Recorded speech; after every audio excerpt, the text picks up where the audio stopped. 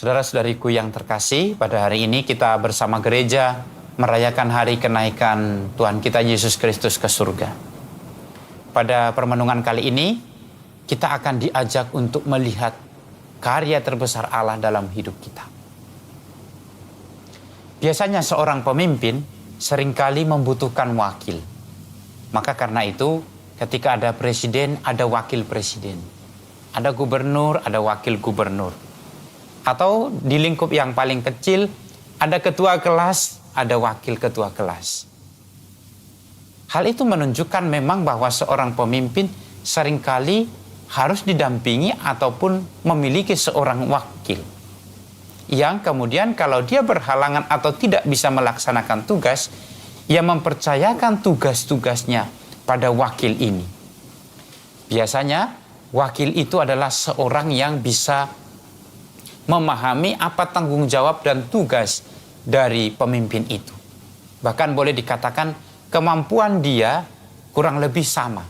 Apa yang dilakukan oleh pemimpin biasanya juga mampu dilakukan oleh wakilnya.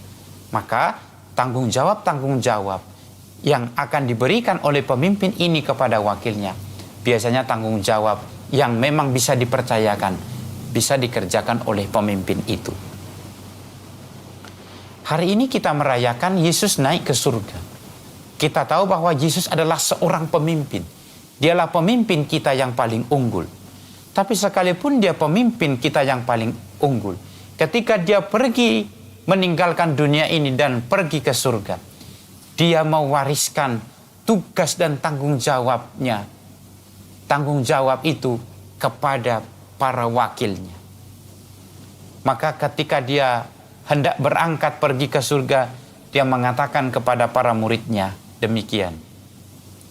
Pergilah ke seluruh dunia, beritakanlah Injil kepada segala makhluk. Siapa yang percaya dan dibaptis akan diselamatkan. Tetapi siapa yang tidak percaya akan dihukum. Inilah tugas dan tanggung jawab yang diberikan oleh Yesus sebagai pemimpin kepada kita para muridnya.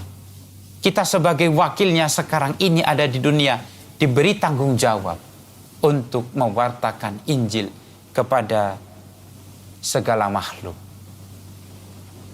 Maka saudara-saudariku yang terkasih dalam Tuhan, kita patut bertanya, apakah kita sudah menjadi wakil yang baik dari Kristus ketika kita hidup di dunia?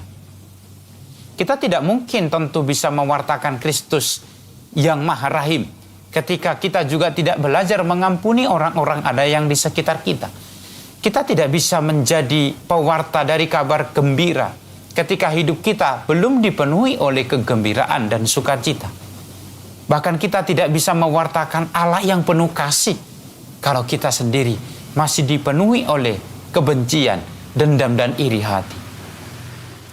Orang tua tidak mungkin mengajarkan anaknya tentang kebaikan kalau mereka sendiri sebagai orang tua belum menunjukkan mereka memiliki kebaikan itu. Maka saudara-saudariku yang terkasih dalam Tuhan, ketika Yesus kemudian memberikan tanggung jawab besar ini kepada kita, beritakanlah Injil kepada segala makhluk, Dia memberikan kepercayaan itu kepada kita sebagai wakilnya. Dalam hal ini, Yesus memandang kita sebagai orang-orang yang memang layak untuk dipercaya. Maka Kisah Para Rasul menuliskan demikian. Tetapi kamu akan menerima kuasa.